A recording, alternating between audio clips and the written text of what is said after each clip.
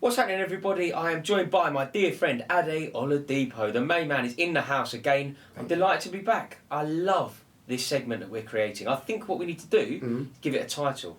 I'm going for... Somebody messaged me on Instagram and said that we say the term in the conversation. People, apparently we say that a lot, you and I. Oh, really? So they're in the conversation. We do say that. Yeah. We say it a lot, so you know right, so how good is he? Is he world class? Well, he's in the conversation. In the conversation? Yeah. So apparently we say that a lot. And somebody suggested that we name this segment in the conversation. I'm with you. I don't mind it. I mean, I'm on board with it. I like that. So that would make this episode 3 of In the Conversation. In the Conversation. And today we are going to be talking about some of the greatest Premier League defenders ever. We are both going to give you our top 5. This issue... Are we doing top 5? Top 5. This top 5 is very difficult. I don't think so. Oh, really? Well, it's not for me. I think it's fairly clear cut. Oh, okay. I honestly believe it's fairly clear cut. Interesting. But it's caused a lot in my of head problems. already, I've got 8. It's caused a lot of problems already, hasn't it? Like fairly recently. Yeah, between the two big boys. Rio Ferdinand was having a conversation with Virgil van Dijk. Those two, whose opinions are significant, those two concluded that Rio Ferdinand was the best ever Premier League defender. John Terry disagreed. Yeah. I think what we need to do is look at all of the potential candidates and at the end of this video come up with our definitive top 5. Is there anybody... Do we need to put anybody in the conversation before we immediately dismiss them? Are there the bankers, though? Are there the automatic... See, like when we did the top 10 forwards, strikers, we had your bankers, and I think there was like 6 or 7, like, no way they're in. Okay. Are there... Well, Rio Ferdinand and John Terry are both in the top 5. All right. So they are undoubtedly, whatever formation you're going to go for in terms of 1st to 5th. Yeah. I'm assuming that you are going to have John Terry and Rio Ferdinand in 100%. I am as well. 100%. Sol Campbell's a banker for me. See, now here we have a problem because you've paused. Yes. You've paused. And I said Sol Campbell, you paused. Because I don't necessarily... Sol Campbell's a banker. He's a banker. Come on. He's a banker. Wasn't he part of I have Invincibles? The problem is, I have a player from the same club that is a banker.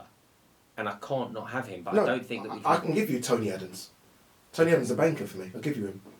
Because he crossed over from that footballing generation, old footballer to new football, and he cleaned himself up, and Wenger gave him a new lease of life. Tony Adams was unbelievable. Tony Adams is a colossal. Yeah. You know when they talk about Roy Keane as a captain, everyone does it now, and rightly so. Roy Keane, fantastic captain. Before Roy Keane was Tony Adams, before that Brian Robson, captains. I agree. And Tony Adams was a bloody leader. And I think because of what's happened with Tony Adams, I don't think history's been very kind to him. Like, when you think he's written a book called Addicted, and he tells some stories where, do you remember that donkey thing? I don't know if people remember this. Obviously, we're slightly older, but there used to be this thing, Donkey Eeyore. And do you know what I can remember? Like, vaguely, a picture of Tony Adams on the back of the paper. I think it was on the back of the Mirror. And you've got to remember, like, back in the day, the Mirror would be doing easily 5 million copies. Yeah.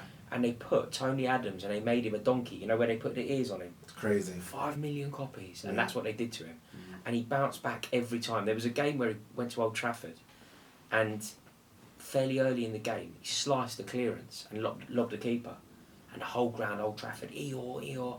Last minute of the game, diving header in the pouring rain, equaliser. Fantastic. Tony Adams. What game was it for Arsenal where he went through and scored? Everton. Put it down in his chest. Everton on his chest. Yeah, chest. Won the league and just went like that. Yeah. And the whole of Highbury's like saluting him. Honestly, absolutely colossal. Do you know there was a game as well, when I was, obviously I can't remember this because I was a bit too young, but there was a game when, like, having watched a lot of Tony Adams footage back, he got destroyed by Marco van Basten. No shame. Holland beat England 3-1. Maybe Euro 92. And I'm going to go Marco van Basten hat-trick. Van Basten hat-trick. Destroyed Adams. And you would think, that could be him. When people are donkey and whatever else. Next season wins the league. It was 88. It was, you're right, it was 88. It was 88. And then the following year, he captains Arsenal to the league and Arsenal win the league at Anfield. Off the back of being destroyed at the Euros by Van Basten and everyone going, he ain't good enough, he's not the guy, captains a club. You have to think, when you think of that Chelsea team, which conceded, 15 goals in the league? Yeah. Stingiest Premier League defence. I'm not going to say this Arsenal defence is as good, but in terms of you're not getting past them, you're not getting past Winterburn, Dixon, Bold and Adams. Yeah. Like, it was so difficult to get past that. And do you know how? With Seaman at the back. And do you know who else deserves a mention here? I'm not suggesting that he's in the 5, but do you know who we really do have to acknowledge? Martin Keown. Mate, I think we're going to struggle to do 5. I know you said at the start. We have to. 5. I think it's 5 dead and I don't know how you're doing for Ajax. So we've already got Ferdinand, Terry, Tony Adams. No, but as these conversations, as you find out from last week's where we discussed strikers. Yeah. I started off by going Jamie Vardy's in, and then it turns out Jamie Vardy's probably not in the top 20. Oh, so you're thinking right now? No, there's nobody's place is cemented. No, we're calling them bankers. Two. Yeah, I agree. Touring. If John Terry, Rio Ferdinand. I agree. Touring. What about Rio Ferdinand's partner?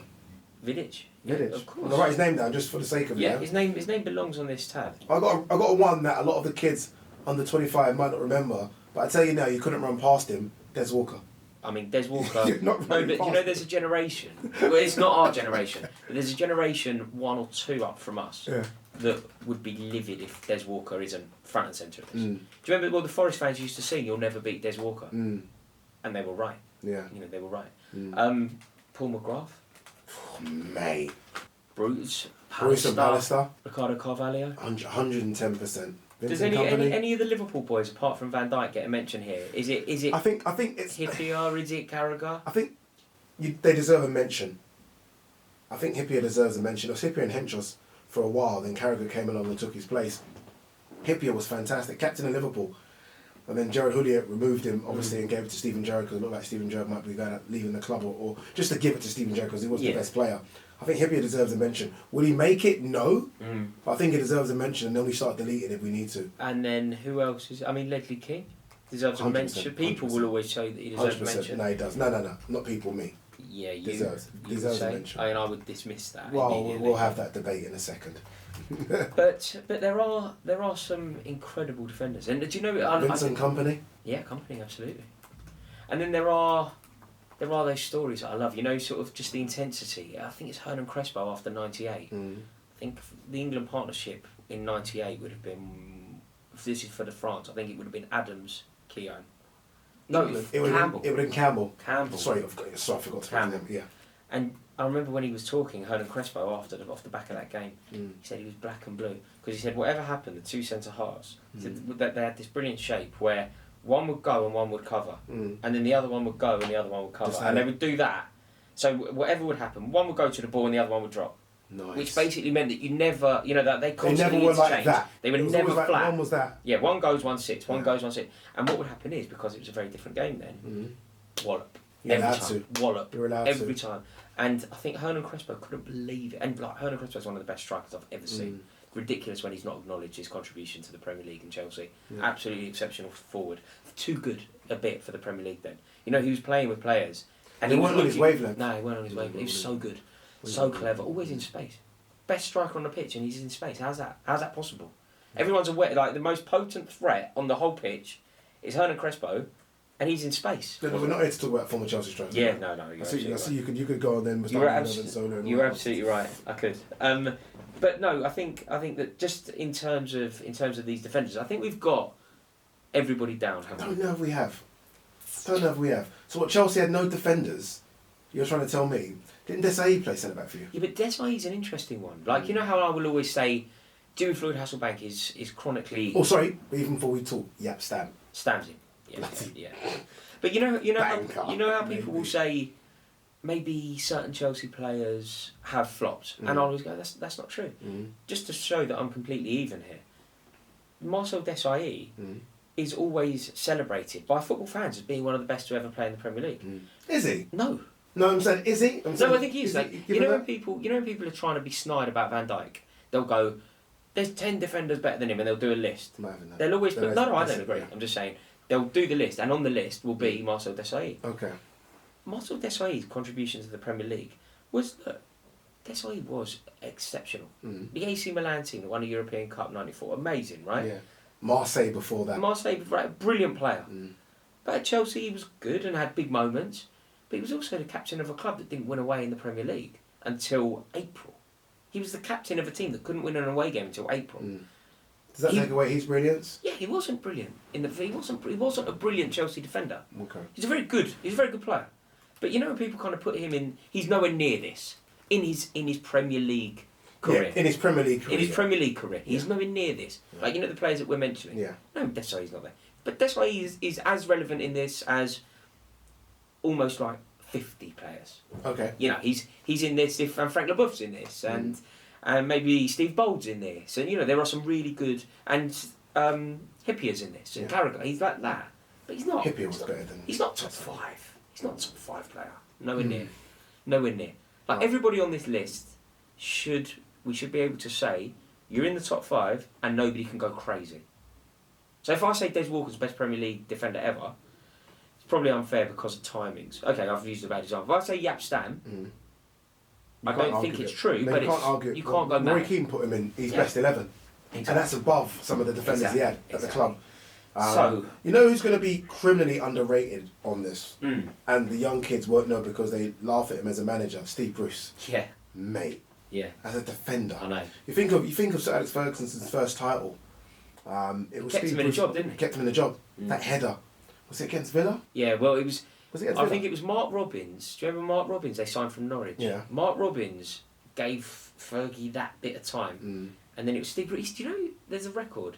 I think Steve Bruce scored something like 13 Premier League. Mate, it was ridiculous. From centre half. Yeah, ridiculous. Yeah, basically every corner. It was Pallister that crossed it. Yeah, and never got an England cap, or maybe got one England, but never featured for England properly. Mad, isn't it? Yeah, winning the double for Man United and couldn't get near the England. Mental. Team. But it isn't Bruce. Let's keep this a little bit. It isn't. Bruce isn't. Okay, in the top it's not 5. Bruce. All right. Gary Pallister is not in the top 5. Fastest defender I've ever seen in my life, Pallister. Unrated defender. What? Rapid, was he? Rapid. Is that true? Yeah, because he had long legs. You just get there. You're He's from Middlesbrough, isn't he? Yeah. Like, how have you got there so quick, Pallister? Everyone used to talk about his speed. Really? Yeah. Are we missing anyone else from Man United? No, I think we've got... Look, so on this Man United list, I've got the 3. It's the 3. Jaap Stam, Vidic, Ferdinand. Yeah. From Chelsea, I've got Terry, Carvalho. Yeah. Which, if we were doing a partnership, would be the answer. Yeah, that would be, yeah. If we were doing a partnership. Right, cool. Are there any other Chelsea centre halves that deserve a mention? No. No? I don't think so. Not to this level. It's a very tough list to be on. No. Doesn't deserve a mention? Doesn't deserve a mention? No, I don't think he does. Not yet. Only won the league 3 times, but I know what you mean. No, he has won the league. He's a very good player, but he's not a better centre-back than Tony Adams or... he's just not. Is he not? Is he not though? Wait 1 second. Is he not? No, but does he not have better attributes than Tony Adams? Do you know it's all a myth? I've read Tony Adams' book. Yeah. And there's this story that he tells us, I think, demonstrates quite how people see him, but also quite how wonderful he was as a footballer. Glenn Hoddle, footballer. Yeah, proper. Footballer. Class. Right. Yeah. Sexy footballer. Oh, wonderful. Hoddle and Waddle. Glenn Hoddle, yeah. Glenn Hoddle wanted football to be played the right way, and he didn't see Tony Adams as that. So do you know what he did? He tried to show him up at England. You know when they used to go off to, where was it, in La Manga or something like that? They used to go off and have their training camp. And Tony Adams, who Hoddle didn't particularly rate, Hoddle said to Adams, what you need to do is go out there on the left wing and I want crosses with your left foot. Centre half, right? Yeah. Crosses with my left foot. Yeah. Hoddle's obviously trying to show him up. Yeah. So Adams went... This is going to be a good story. Adams went, alright. He's a good footballer, yeah. it's fine. Yeah. So he went out there and he's just whipping crosses in with his left foot, which he could do. He's good enough to do it. Fantastic. Whipping them in. And Hoddle apparently went, didn't expect that. And from then on played him. But initially thought, I want a ball playing centre. It centre. sounds like there's nothing that's going to convince me for you to not remove Tony Adams. Tony Adams in this. Then I think we have a problem. We're going to have problems. Then I think we have a problem because Terry and Ferdinand are 100% in. I'm not out of argument. So Campbell. Correct. Okay, let's just say who is definitely in, and then we've got to work it out. Terry in, Ferdinand in, Adams in, Campbell in, Stam in. No. What's the problem? No. Come on, stop it. Who's out? Virgil van Dijk has to be in. He has to be. I'm sorry, not having it. Come on. So is Jaap Stam a better defender than Virgil van Dijk? Yes. Oh, stop it, bro. You know he ain't. He has nothing better than what... Virgil van Dijk has every attribute better than Jaap Stam. Every single one. I don't think that's true. What I don't think he has any. I honestly don't. You don't think he's faster than Stam? You don't think he's stronger than Stam? I don't think he's stronger than Stam, no. You don't think he's stronger? That's a good one, actually, I think. Because Stam was... I don't think he's stronger than Stam. You don't think his cross-field balls are better than Stam? No, I think there was a season no one even went past Van Dijk. But it's a different world as well. Nobody's trying to go past Van Dijk. Because now it's even you've got more strikers. You've got 3 now. They play 3 up front. Nobody's a striker now, and the best and the best forward line in the world plays with Van Dijk. That's not true. It's true. That's not true. Who plays up front for Man City? Who won the league? Aguero? Who plays up front? No, who plays up front for them? They've won the league. It's a completely different game. It's much easier to be a defender. No, that's this season. Last season, the season before. Come on. I mean, Sergio Aguero has been on the downturn for a long time. So you're trying to say you're not going to have Van Dijk in there because the quality of strikers right now. No, it was you that you always talk about Keown and Son. It was you. You talk about Keown. In fact, you think Keown and Son the best partnership. I think one of the best partnerships we've ever seen in the Premier League. Tottenham have a ridiculously good striker. Liverpool's front line is. There's no one on that list for me that's better than Van Dijk. Everyone on that list is better than That's not true. It's not true. It's completely true. It's not true. It isn't. Van Dijk's not going to get the Van Dijk is a better defender than Rio Ferdinand? Yes. That's insane. I do. That's just so... That's recency bias. No, it's not. I'm lucky enough, I'm at the age to watch Rio Ferdinand. I don't see what Rio does that Virgil van Dijk can't do. You're having Give me one. Go on. Tell me, what is it? Give me.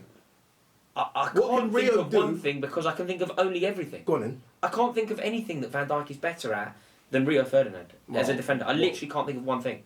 Rio Ferdinand, in terms of his poise, in terms of his... Van Dijk ain't got poise? Not always, no. We can look rugged at times. Oh, we've seen it recently because he's come back from the injury. A career-threatening injury. Prior to that, incredible. He has made... Whereas Rio was lucky enough to have Vidic next to him, who I think is a colossal defender, by the way. Yeah, agreed. Colossal. Again, someone that could be in the top 5. This guy's bloody made defensive partnerships out of Lovren. No disrespect, Gomez, who I like, but let's be honest, Gomez is like a right back. Matip all of a sudden looks world class, and this Canate kid coming up. All the other people on this list have had absolutely, apart from maybe Ledley, exceptional centre backs next to them. Exceptional. Tony Adams, you mentioned, has Steve Bold next to him. John Terry, I think is probably the best defender in the Premier League. Had Carvalho next to him at his peak years. Sol Campbell had Toure next to him. All of them have had, apart from Van Dijk, who's made other, I think, average centre-backs, look really, really good. I think that's incredibly complimentary to Van Dijk. Because I don't think that... Kolo Toure looked great. Kolo Toure was good. Invincible Arsenal's. Yeah.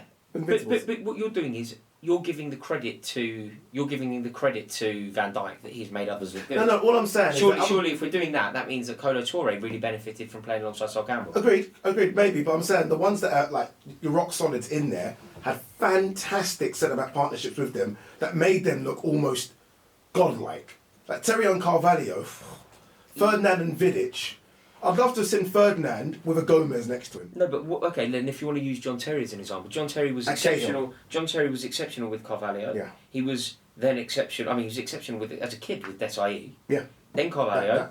Then Gary Cahill. Yeah. It was whoever played alongside him. He was fantastic. It wasn't a question of he was brilliant with Carvalho. He was brilliant with Ferdinand. I agree with that, by the way. But I think the best Terry, and you can correct me. Obviously, you're Chelsea, was the one with Carvalho. Am I wrong? It was... And the best Ferdinand, is with Vidic. I'm saying Van Dijk literally has been an entity by himself. He's literally been that guy by himself. Because every time because when you see them guys playing with each other without Van Dijk, it's, oh my God, they're just like, they almost drop down a level. Yeah, I think that what we need to be careful when we do this is when we start factoring in the partner, it can get a bit murky. Because... So we're going to go on individual brilliance. Yeah, because otherwise there's always a reason to put someone else in. We're going to have a problem. Go on. Because Van Dijk, we're going to have a problem. Why? Because I think he deserves to be in the top 5. I really do. Honestly, I'm not even joking. I think he deserves to be in the top 5. I think most people will agree with you. I think the vast majority of people watching this video will think it's insane that I'm saying that Van Dijk's not in. But they probably don't remember Tony Adams. And his brilliance. No, do you know... Our audience are quite mature. Better than that, yeah. Okay. Whether they remember him or not is not the only way that you know. Of course. I don't remember George Best, but I'm aware of what he did. Yeah. So I think the people are aware of Adams and aware of how good he was. And when you just done your 5 bankers, yeah. Because you just done, is that That's guaranteed. That's your 5 bankers. Because then you listen to people and they're talking about Paul McGrath all the time. Yeah, it's true. It was a bit before, wasn't it? It was Premier League, but then it was Premier League when he was at Villa. Premier League, yeah, okay. So I think it's easier to leave out Des Walker and Paul McGrath just because they weren't quite Premier League icons. They're footballing icons. But if we keep this as a Premier League chat, which is what Terry was annoyed about and what Ferdinand was having, I think it gets that bit easier. One name we haven't mentioned then. Go on. And some people think he could be the best. I personally don't, but he's definitely up there. Vincent Kompany. Talking about leaders, talking about guys at the back that just, you think of that spine at the time, it was funny to say it's Joe Hart, Vincent Kompany, David Silva, or Yaya, and Sergio Aguero, but it all started with Vincent Kompany, who came in from Belgium and no one really even knew who he was. No, because Kompany did more, again, I need to be careful because, when you start talking about the other partner, I think that's messy because, you say Van Dijk had Gomez, I could go, well, Stam had David May or whatever. So I think that's murky. No. And what I'm about to do opens us up to another world. Which I don't usually do. But I'm going to say it. I'm going to say it and dismiss it. Go on then.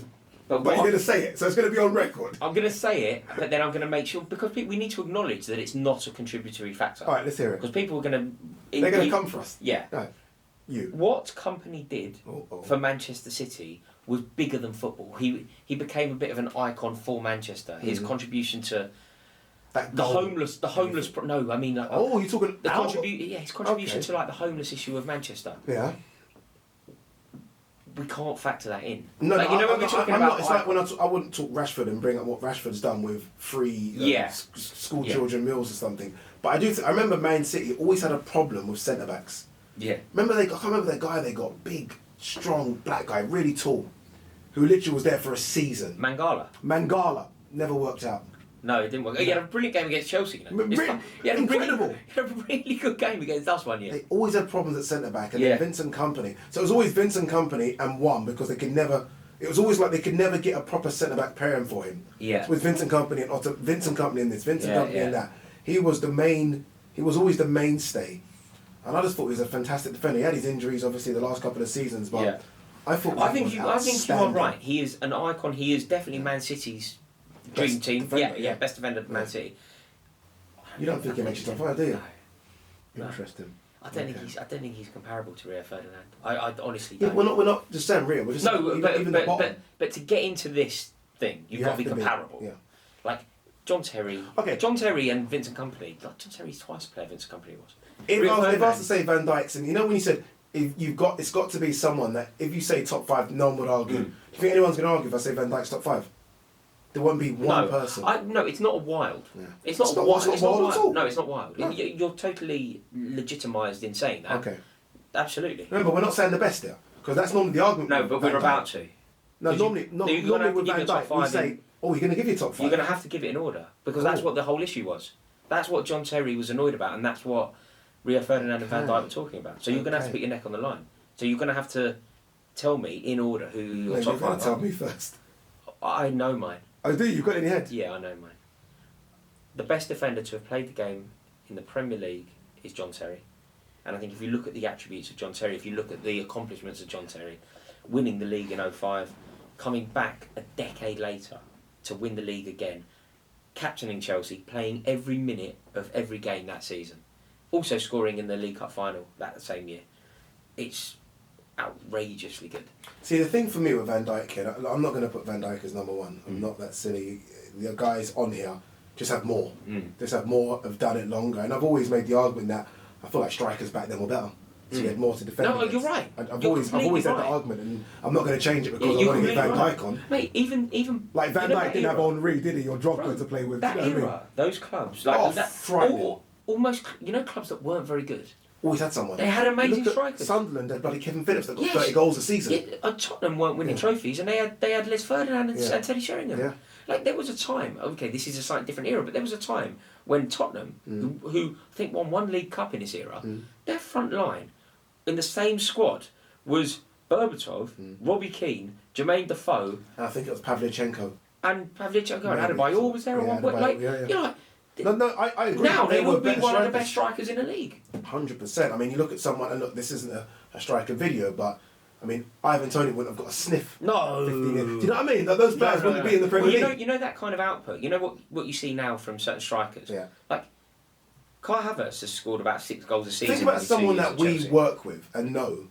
Darren Bent got 100 Premier League goals. He's in the Premier League, and you wouldn't talk about Darren Bent as an all-time Premier League striking great. No. But he got 100 Premier League goals. He's in that club. And was scoring over 20 a season a couple of times. Crazy. Like when you think about, I remember Nicolas Anelka winning the Golden Boot with 19. Like. It isn't like that anymore. Kai Havertz, most Chelsea fans will be quite happy with Havertz as a false 9. He's fine. He's our centre forward. Yeah. He's averaging. Been at the club 2 years. He's averaging 6 a season. 6. Mad. 6. Mad. Of course, it's easier to defend now. You know, I remember. Do you see my point about Van Dijk? No. Yeah, but I'm not. Don't think you're going to convince me to get him. No, I don't. I'm not trying to convince you because you're a lost cause. But yeah. but do you know what I mean? No, 100%. And I think someone said that about him. I think it might have been LeBeuf. Someone said something about him like there is no one to defend against. Obviously there is, but in terms of the calibre of strikers back then, there isn't. I just remember watching Van Dijk at Southampton, and I think you said something very similar about Mane. When you watch Mane, you're like, why is he playing for Southampton and not for Chelsea? No, Mane, it happened to me. I was in the ground and I was with my mate. I remember it. I was with my mate. I was sitting in the West Stand up tier, and I was like, who is this guy? Like, why is this geezer destroying us? What happened with Van Dijk. This geezer on a wing at Southampton is better than anyone in our team. I remember Sturridge. Sturridge just having no luck. Nothing. And I was like, and Sturridge's wicked. What's going on here? I was genuinely thinking, what's happening here? Yeah. Who is this? Yeah. Who is this 6'4" pace? Sturridge couldn't run him. Yeah. Couldn't out muscle him. Couldn't do anything. It was either Sturridge or Mane. Couldn't do nothing. And I remember thinking, how have we got Lovren? Like, why is Lovren here and Skirtle here and then there's that kid there? Yeah. And I remember when we bought him, and I just remember it yesterday, Carragher was like, one guy isn't going to change it all. Like we're going to need more. And Redknapp saying, no, he will do everything. He's the one.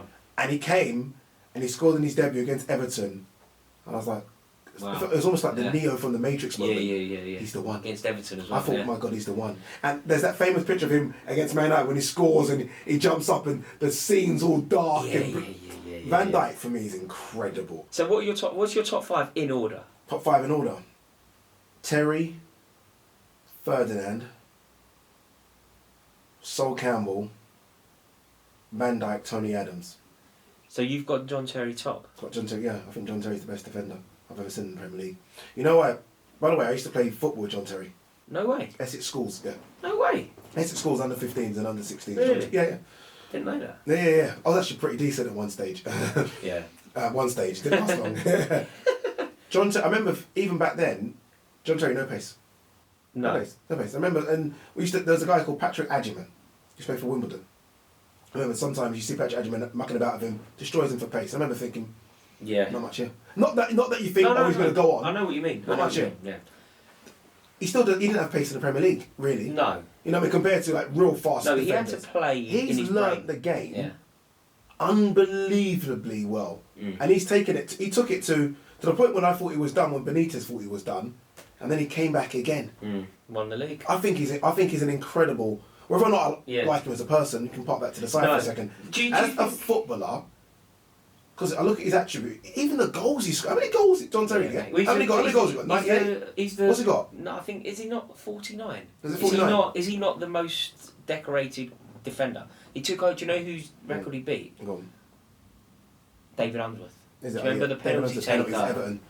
Yeah. Yes, I would have Terry. It's close. It's 1A, 1B, but if gun to the head, I'd go Terry, Ferdinand, what did I say? Sol Campbell, Van Dijk, Tony Adams. Is that? I think that's Yeah. It's interesting that you said Terry because I didn't expect you to. No, Terry. Because I think most people don't put Terry top. Partly because they don't like it. No. When you're part of a team that concedes 15 goals, people need to look at it a bit more. That's ridiculous. So for me, I think that's what people can't separate. Yeah. I can separate the two of I don't really like you, but as a defender. Yeah. Well, do you think Rio Ferdinand put him 5th? Yeah. But he kind of. But Rio Ferdinand kind of almost said within there why you're 5th, which is again him not separating from it. Yeah. Because I think Rio knows it's between them two. They're the best. Yeah. I mean the others are very good. Sol Campbell's unbelievable. Yeah. I went to 6 major tournaments. I think back to back with England. One of the only, that's ridiculous. Euro World Cup, Euro World Cup, Euro World Cup. Do you know part of the reason that I think Arsenal signed? Somebody was telling me, an Arsenal fan was telling me, part of the reason that Arsenal decided that they had to sign him is because centre-backs, you know, particularly at that time, they weren't known for being rapid. You know, now athletes, rapid. But then it wasn't. They weren't like that. Yeah, it was more of a Tony Adams model. More position yourself. Yes, Tony Adams, Martin Keown. He was big. Sol he was Campbell. strong. He's from my area, literally from. Who's Sol? Sol Campbell. Yeah. Is he here? Yeah, literally. Sol Campbell, 10 minutes away from him. Was that his nephew? Yeah. Well, do you know what my mate is an Arsenal fan who kind of knows what he said? What it was. He said Arsenal played Tottenham, and he said for the first time ever, we'd never seen anyone, any centre half, be able to outpace Ian Wright. It didn't happen. Nobody could keep up with Wright. Yeah. And suddenly Sol Campbell was outpacing him. And that's when Arsenal went, oh, tired. See, Sol is one of those ones. You mentioned Tony Adams. I think Sol gets a hard sort of treatment. I remember when Bobby Zamora destroyed him and he walked off at Arsenal at half-time, wasn't it? Yeah. Yeah, so he gets... It was it Bobby Zamora or Carlton? I think Bobby Zamora. So he had his own little bits and then, you know, playing for Newcastle, overweight. Yeah. Everyone just remembers those things. No, Sol Campbell, peak Sol Campbell... I think 98 World Cup. Incredible. 98 World Cup. Remember he scored a goal against Argentina as well. That was disallowed. Yeah. Disallowed. Scored a goal for Arsenal in the Champions League final, that header. Yes, he remember? did. So look... No, Sol Campbell's in my list. Sol Campbell... Okay, go on. What's Sol your Campbell's list? in my Top 5, go on. My first is John Terry. Yeah. My very close second is Rio Ferdinand. My third is Tony Adams. Fourth is Sol Campbell. 5, Yapstam, man. And fifth is Yapstam. Fine, it's not your fault. It's not his fault. Yeah, but what I would say is, Yapstam, we have a case study that exists. Yeah. With the future is unwritten for Virgil van Dijk. Virgil van Dijk could still muscle his way into this. And if he continues on the trajectory that he's on, he will. But let's not forget as well, Yapstam's obviously got accolades, rightly so, he played for United. Virgil van Dijk has won a Champions League, a Premier League, an FA Cup, a League Cup, a World Club. You know, he's the captain of the Dutch side as well. He's not just before, so you know, he couldn't, like, you know, we used to say, okay, he's got no accolades. He's got accolades as well now. If we were doing if 6 he were to 10, picking, he would be 7th, I think. 7th or 8th he would be now, and his career is still going on. So wait, who else have you got in front of him? I would have both Ricardo Carvalho and Nemanja Matic. And Vidic. Yeah. Nemanja Vidic. I would have those two ahead of him. I think he's ahead of his. No, honestly. I don't think that's particularly controversial. Vidic's. Carvalho isn't Vidic's. Sorry. What, Carvalho wasn't better than him? No, Carvalho. I think Carvalho. Could be. You could argue. Yeah, I thought Vidic's not. Yeah, I mean, I know some Chelsea fans that think Carvalho at the time of him and Chelsea, Terry's partners, it was the better. I've seen. Here's a quick one. I've seen Vidic ripped too many times. I haven't seen. Yeah, Torres. I've seen it. Yeah, Torres. If I pushed you now, just on the spot, right? This isn't the video that we're nearly done here. But if I pushed you, I know what you're doing. It's hard, isn't it? The best partnership. So hard, but I'd go Terry Carvalho. I loved it. I thought as a partnership, I thought it was incredible. Yeah, had everything. I thought it was incredible. What more do you want from it? There we go. So that is our final 5. Thank you so much to everybody who's watched this video, and a huge thank you to my co-host Adi Oladipo. Make sure that you subscribe to his channel. The link is in the description below. We will be back for another instalment of In the Conversation very soon. Do us a quick favour though. Will you please drop a like on this video just so that we know you've enjoyed it. Thank you so much. See you all in a bit.